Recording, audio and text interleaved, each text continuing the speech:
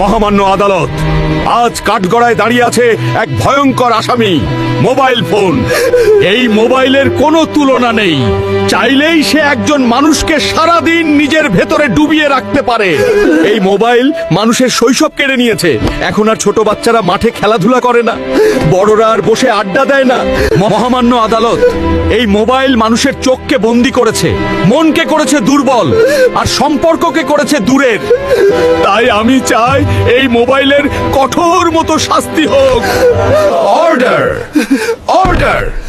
সমস্ত সাক্ষ্য ও প্রমাণের ভিত্তিতে এই আদালত ঘোষণা করছে, আজ থেকে মোবাইলের শাস্তি হলো শিশুদের হাত থেকে দূরে রাখা, খাবারের টেবিলে নিষিদ্ধ, পরিবারের সময় সময় বন্ধ রাখা, খেলাধুলা, কথা বলা ও বাস্তব জীবনে ফিরিয়ে দেওয়া। মোবাইল হবে মানুষের দাস, মানুষ হবে না মোবাইলের দাস।